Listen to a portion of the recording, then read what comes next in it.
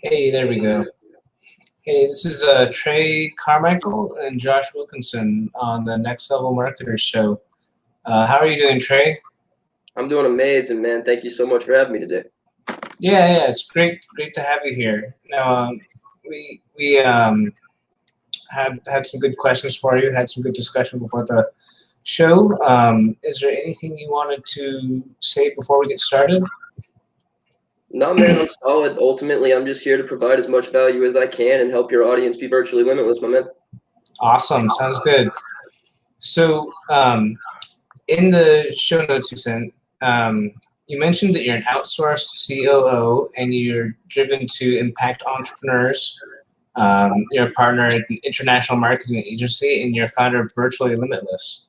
Um, what inspired you to get started as a outsourced COO, and what does that look like? Man, so it definitely didn't start here. Ultimately, I started out, I was doing the freelance marketer thing. I was helping people get their digital presence up. And ultimately, I was given an opportunity by a good friend of mine, Kyler Gifford. And he was a real estate agent that I had gone to school with. He was 22 at the time. I was about 18. And I went to him and I was at the worst point in my life. I was depressed. I was anxious. I was suicidal. I had recently been diagnosed with bipolar schizophrenia. And I didn't know what I was going to do. I didn't know what my options were. And even knowing where I was, he gave me the opportunity to start working with him on his business. I got him a website built. I got him ranked on Google. And within 3 months, he was actually the top producer in his real estate office. And I was able to step back and say, hey, me building up a long-term presence for this man, let him spend more time with his family and still secure that position as one of the top producers in his office. So that meant a lot to me. And like I really just dove into it. I started learning everything I could. I started finding mentors and it escalated from there. And ultimately I met a lot of these big agency owners, a lot of these big marketing gurus, and I didn't really want to be attached to the marketing industry, to be completely honest. I didn't want to be known as the marketer, and ultimately that's not what I'm good at anyways. What I'm good at is giving people their time, systemizing their business so that it actually runs without them, and then helping them make the connections that they need to make the most of that system once there is a system, because most entrepreneurs don't have a system. So that's how I got here, and that's kind of basically what the outsourced COO is. I systemize their business, I help them build a team, and then I help them make the connections to make the most of it. Nice. It sounds like quite an accomplishment. I'm getting a little bit of echo. Is your volume up? Yeah, Some feedback. it's a little bit. Yeah, there we go. So you do systems. You've helped with numerous businesses, and you've seen a lot of change in your life. What would you say would be like describing the before and after for where you were and where you are now?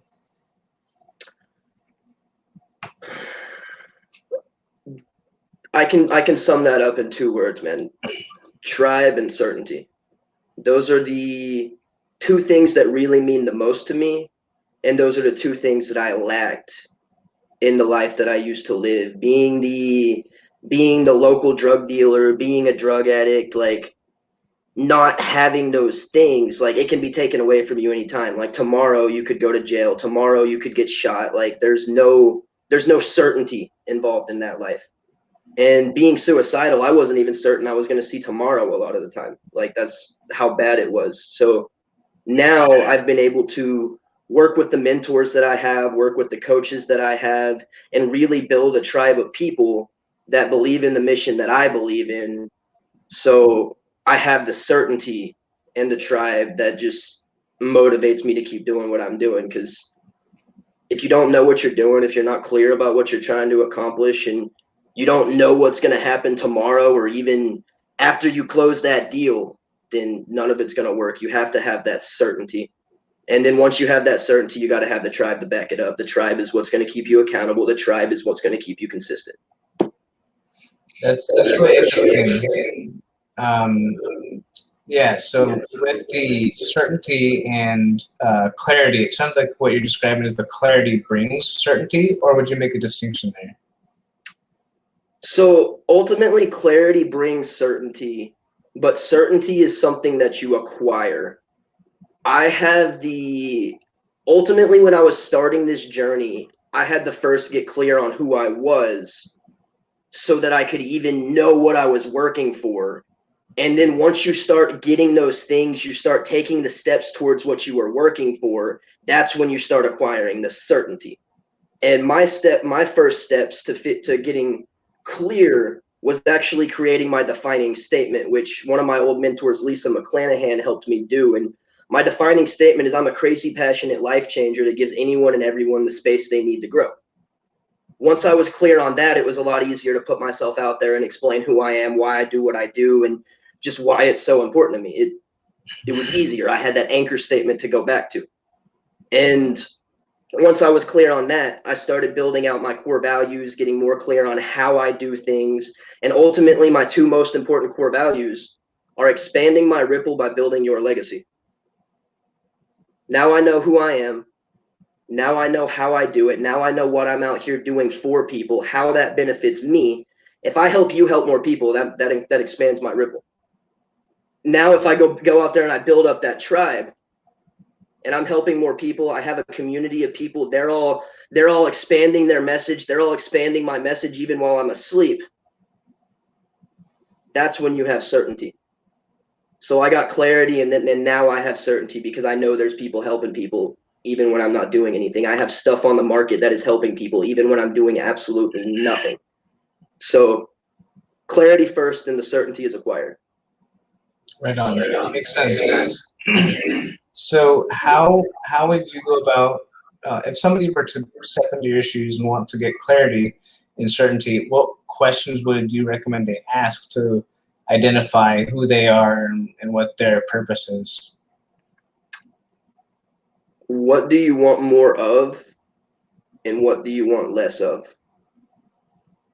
Those are the two biggest questions. And I don't want some surface level answer either. Like a lot of people, they're gonna give you a surface level answer of like, oh, I want to see less of this. Oh, I don't want to do this. But in reality, they want to feel less of X and they want to feel more of Y. I want to feel less like a useless human that's addicted to drugs, and I want to feel more like somebody who impacts people and helps people on a daily basis. So yeah, those are the two important questions. Got it. So how does that connect with being virtually limitless?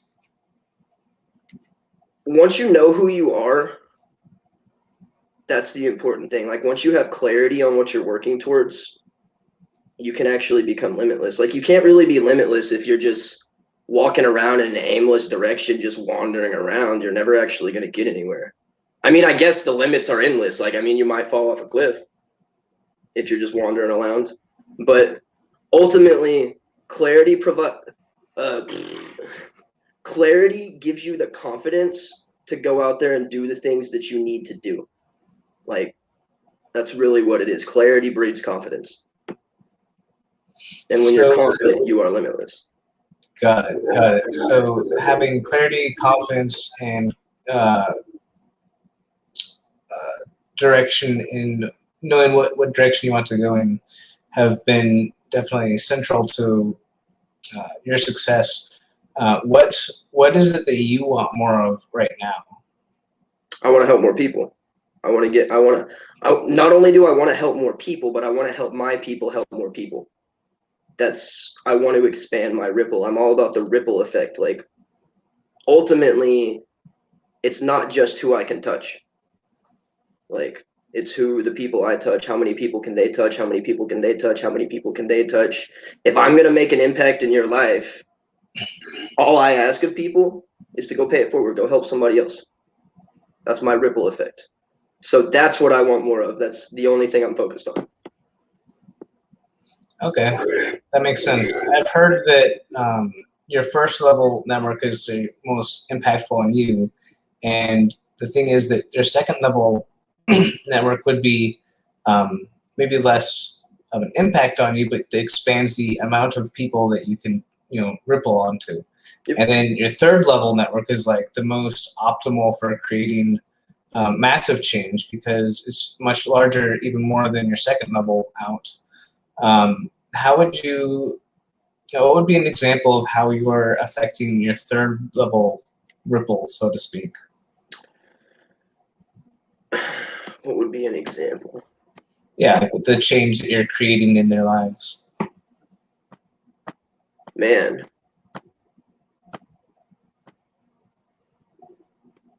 I've never really quite thought about it in that way because ultimately, when I get around somebody, I just want to see them become the best person that they can be because ultimately, if they're the best person that they can be, they're going to reach the ultimate number of people. Whenever I'm talking to one person, it's really not always about like how can I help this person, but it's how big can I build this person up because I can't reach as many people as they can by myself. So I've never really thought of it all the way out in the layers, to be honest. I don't have a good answer for that. Okay. I feel like equipping people to have the technology, so to speak, to be able to influence the people that are in their second level network would have relatively the same effect. Yeah, I guess honestly, teaching people how to amplify themselves. I guess that's really the answer. I mean, I teach people how to use social media to amplify their message so that they can reach more people. I guess that's the answer we're looking for here. So, one of the biggest things that I spend my time doing is working on Limitless Press, teaching people how to build podcasts, and teaching people how to really amplify their message, as well as helping them get clear on their message and what it is that they're trying to communicate. So I'm always very passively thinking about the next level, but the focus is on that person. Okay. Definitely very people-centric. Yep. What systems would you say people should implement in their lives to get that level of clarity and confidence? Get clear on who you are. Create your anchor statement. That is the first thing you can do that's going to help you infinitely. And then anytime something happens, anytime something blows up in your face, you go back to the anchor statement and you remember who you are, you remember why you did it. And then you learn from it instead of just letting it kick you to the ground because now you know why you're doing it. And then, like I said, after that, get clear on your core values. And then ultimately, this is one of the things that people really don't like to do, but it's going to make you the strongest because people don't like to reflect on themselves. But it's a superpower as an entrepreneur or a human in general if you can figure out what your strengths and your weaknesses are. If you can reflect, you can figure out who you are, how you do what you do, and then also figure out what you're good at and what you're not good at so that you can go find the people who are good at those other things. Then it's going to save you a massive amount of time. And that's like the fastest way to become limitless and just get clear on everything is to figure out those three things. Who am I? How do I do what I do? And what am I good at and what am I not good at? Now, the thing I've heard is that sometimes reflecting on what yourself, on yourself and what you currently do, if you don't already have clarity, it can be kind of hard to figure out what it is that you're good at. Do you have a way of doing that, or is it ask your friends and family, or how do you typically recommend people get clear on who they are? So you can start by asking your friends and family, but my go-to is like how I kind of started figuring out was I started finding myself naturally attracted to people who were more of what I wanted to be like already. And it was just kind of a natural thing. I found myself magnetized to those people. And then I shared it with those people, and those people that were naturally like-minded, they were able to say, hey, this is where you are thinking right. This is where you're not thinking right. And they're able to communicate it in a way that actually hits you where you need to be hit, because a lot of the time your friends and family, depending on where you're at, maybe they're not doing the things you're doing. And ultimately that was one of the things that I ran into. Like, my friends and family aren't entrepreneurs in general. My friends all work jobs in a small town. I love them. They're amazing. That's good. They're successful in their own right. But I can't really ask them for business advice. I can't really say, hey, I need help growing into this, because they're not doing it. They're not interested in that. And I love all you guys. I know this is on my Facebook. A lot of y'all are going to see it, but y'all know where my intentions lie. So I hope that made sense, man. Yeah, it does. It does. I was just going to ask, when you're talking about these ways to get clarity and get confidence in yourself, what would you say, or what would you tell somebody who doesn't have confidence? Like what would they? Where should they start? It sounds like a lot of this is self-awareness and observation. So would you say that would be a good place to start, is developing observation skills and self-awareness? 100%. It starts with the self-awareness and the observation and the being willing to reflect. And then once you've reflected, and I got to be careful how I say this because I don't want it to be miscommunicated, but once you've reflected and you figured out who you want to be, you really got to start playing that part. Like, it's going to be scary at first. It's going to be uncomfortable at first, but you're never going to be that person if you don't step up and start taking the steps to be that person. And ultimately just put yourself in uncomfortable situations. Like, the majority of the time, what you want is going to be on the other side of that comfort zone. So once you're clear, be willing to step out of it and just keep doing it. Yeah, so you're going to be scared 90% of the time. Like, I mean, I shake on these interviews still. Yeah, it's good to be able to acknowledge where you're at so that you can, change and get to where you want to be. So if I could contextualize it a little bit, if I wanted to say make $100,000 a month, I would need to figure out what type of lifestyle I would need to live to facilitate that, to allow for that the behaviors and thoughts and actions that go along with that. Is that kind of 100%? Who do you need to be? Is there?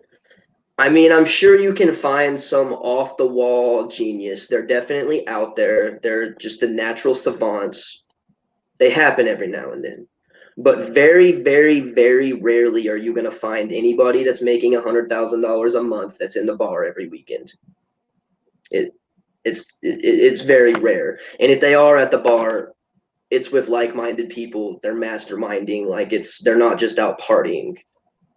So once you're clear on it, you make your choices. You become more like the people that you want to be, and you got to put yourself around those people too. And that's a whole step out of your comfort zone as well. Mm-hmm. So for you, moving to your next level of where you want to go in life, what are some things that you're going to have to change in your life that you're currently doing to get to where you want to be at the next level?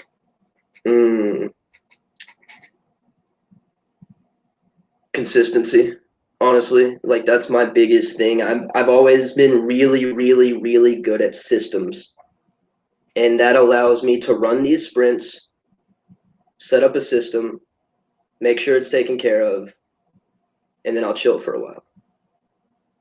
And then I'll run a sprint, I'll set up a system, and then I'll chill for a while. And I see a lot of entrepreneurs get stuck in this as they're going, because it's easy to. If you build a system, it's easy to say, hey, the system's working. What do I need to do? But in reality, if you want more, you got to be that different person. I want to reach as many people as I possibly can. I want to spend more time working on acquisitions than I do with clients. I want to spend more time working with kids and helping them become the best version of themselves than I want to spend working with my clients that's some freaking realtor that just wants to sell a house and go home. So I have to be willing to show for myself, get up early every morning year round instead of doing it for a few months and kicking it for a few months. Consistency is the key to everything. And I was telling myself all these lies that I was like, the VA and the teams will keep it consistent. And that's true.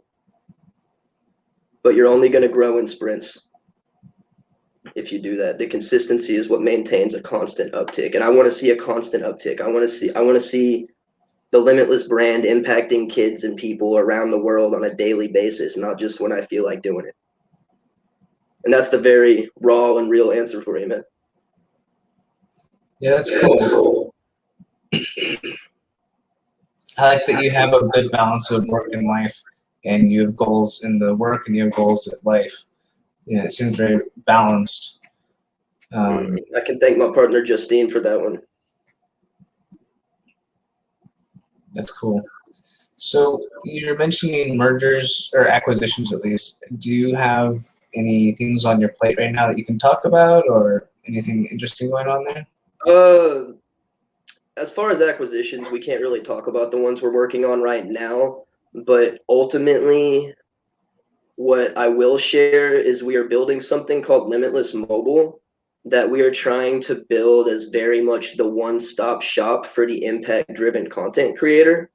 So we're building things out, we're building certain pieces out, and then we're also acquiring other pieces from other people and other entities that maybe they built it, they got what they wanted out of it, they're trying to move out of it, whatever it is. Like, we go and we acquire and we say, hey, cool, we're going to plug this piece in the Limitless Mobile. And then here in a month or two, we're going to have, honestly, one of the most badass software on the market, but I can't really go talking too much about it yet. Of course. If somebody had an opportunity that you wanted to pursue that you thought would be a good fit for where you're going, can you share what types of businesses you'd be interested in discussing acquisitions with, or is that kind of ultimately right now we are adding a new entity under Virtually Limitless, which is Limitless Acquisitions. And what we're going to be doing is kind of acquisitions in a little different way. We're basically going to be bringing our resources and our expertise to the table. I have partners that we pretty much cover all the gaps when it comes to a business. So what we're doing is we're basically going to be acquiring percentages of different companies, scaling them, documenting the process, publishing the whole process, which that's more exposure for them. It's digital real estate on both sides. And ultimately, the type of business that we're going to be looking at most of the time is going to be software. But ultimately, if somebody has a business that they have a tight foundation, and when I say a tight foundation, I'm always talking about the 7 pillars of business: their marketing, sales, fulfillment, retention, finance, human resources, company culture, and legal. If they have their 7 bases covered, we'll have a conversation with them. If they don't, it's going to be a very short conversation. And it's going to turn into a sales call or the conversation ending. So that's ultimately software that entrepreneurs are going to use is the people that we're looking to talk to. And we are going to be working with a handful of coaches and consultants and some agency owners as well. It really just depends. If you think you have an opportunity that's scalable and you think you just need a little bit more support, feel free to reach out to us. We might not be a fit as a partner, but we have a lot of different options to get you taken care of and nurtured to the point that we are fit for a partnership. That's awesome. So if somebody has those 7 pillars, could you restate those again, just in case somebody missed that, what the 7 pillars are? It's your marketing, sales, fulfillment, retention, finance, human resources, company culture, and legal. If you have those 7 things covered, if you know how you're marketing yourself, you have a fairly predictable process. And if you don't, ultimately, we can help with that. You just need to at least have an organic presence, something established for us to have that conversation. You need to have a general sales process established so that you know once they get on that call, what is the process you're running them through. If you don't have an actual sales system, you can't train salespeople. Once you sell them, how is it getting fulfilled? Can you handle that in bulk? If we close you 100 clients tomorrow, can you handle that influx? How do you retain those clients? How long do you usually keep those clients? What are the things that you implement in your company that make people say, oh crap, they over delivered, I wasn't expecting that, so that you can keep them for a long amount of time? What is the lifetime value of your customer? That's one of the biggest things that any investor, any acquisition partner, any strategic partner, that's the biggest thing that they're going to ask. What's your lifetime customer value, and how do you retain them? How long do you retain them? If you've got the retention tight, you can figure the rest out. And then ultimately, obviously, your finances need to be tight. You need to have an idea what your numbers are. You need to know what your profit is. You need to know what your margin is on everything. And you need to know what the cash flow of the business is. Most people think, oh, I make this much money a month. That's how much cash flow I have. No, you make this much money a month, and then you spend this much on business expenses. What is left? That's your actual freaking cash flow, in my definition, at least. Yeah, it makes sense. Ultimately, once you get to human resources and company culture, you need to make sure that your team is aligned. You need to make sure that you have an actual hiring process. How are you interviewing people? How are you finding people? What roles do you even need to fill in your company? You'd be surprised how many people don't know the answer to that. And then finally, you have legal. You need tight contracts, good entity formations, and just insurance, making sure that the company is tight. One of the things that you learn in business is once you get to a certain level of scale, it's not if you're going to be sued, it's when. And my mentors always told me that. I didn't believe them. It happens eventually. So you mentioned scale as part of it. What advice would you give to business owners who want to scale their business and they just haven't been able to yet? They're stuck at whatever level they're currently at. So ultimately, go back to the foundation, look at your 7 pillars, get yourself a piece of paper, get yourself a Trello board, get yourself a Google Drive file. I don't care how you do it. Draw it on your glass door with an expo marker. I don't care. Make a list: marketing, sales, fulfillment, retention, finance, human resources and company culture, and legal. Every single task that gets completed under those pillars, list them out. And then create a standard operating procedure for every single task, so you're always confident in the next step. You always know what's going on. That will be communicated to the clients. And then once you're actually ready to scale, you're going to be able to hand those SOPs to the team members. You're going to actually be able to lump those SOPs into roles and know what roles you need to fill, so you can hand those to those team members.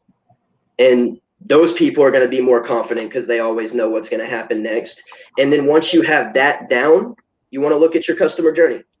What does that look like? How do you get them from point A to point B? How much can you automate? How can you take them from a cold audience member to a phone call? What is the process, and how much can you automate it so you can get them on that phone call, you can make that connection, you can close that deal? If you have your foundation tight and you have a customer journey where you actually create an experience for them, you're going to scale. If you lack those 2 things, you're going to be stuck in the entrepreneur just cycle of, you go out there, you hustle up the leads, you focus on closing those leads, you spend all your time fulfilling for those leads, you turn around, there's no more leads. So it's the foundation and the journey. So you mentioned almost like a hamster wheel, like spinning your wheels as an entrepreneur if you don't have the right systems in place and the right company structure. We've talked a lot about what should we do. What would you say that a lot of entrepreneurs seem to be doing that they need to stop?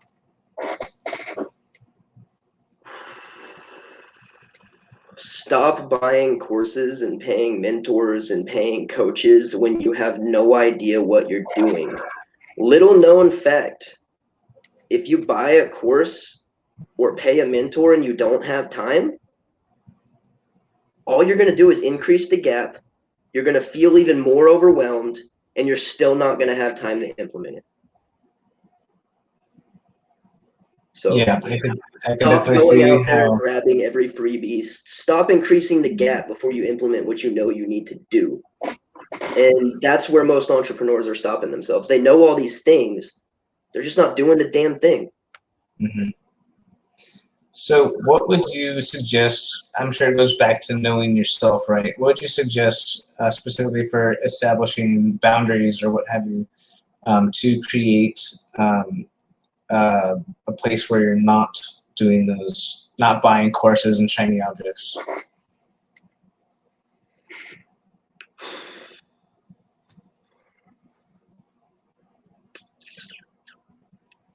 That's a good question. It took me a long time because ultimately, and in reality, I still get shiny object syndrome. Like Clubhouse came out, and I spent a few weeks on there just watching, and I was like, okay, cool, I got my fill on that. And you just gotta say no, man. Like you just have to be willing to step back and recognize and admit to yourself ultimately there's things I already know I haven't implemented yet. If I learn more things, I'm just going to get anxious and then I'm never going to implement the other things. I'm never going to implement this thing. And ultimately, why would you want to keep adding to your list when you haven't even done the other thing that's going to get you to the next step? As Yes. easy as it feels to do that. So that makes a lot of sense. We're getting to about the half-hour mark. I want to wrap things up. It's been great chatting with you. I know where can people find you? Where's the best place to reach you? You mentioned limitlesspress.us. Is that the best place? Yeah, that's a good place to reach me if you want to, especially if you want to get published. Like we have a very, I'm not going to say loose application process, but if you sign up, we're pretty much going to approve you as a contributor almost automatically. And then if you submit a few good articles, we're going to manually approve those. And as long as they're valuable, they provide value to the audience and it's not just a sales pitch, we're going to publish it. You're going to build digital real estate. You're going to build backlinks. It just has to be decently written and valuable. So if you go to limitlesspress.us, you can find our contact information. You can sign up to be a contributor. And ultimately, if you want to connect with me specifically, you can go to treycarmichael.us and you can find links to most of what we do. If you like listening to stuff like this, I've got the Virtually Limitless podcast and I interview people all the time that just on different subjects like this. Awesome. So I think we're gonna wrap up now. Before we finish here, is there any question that I should have asked that I haven't yet?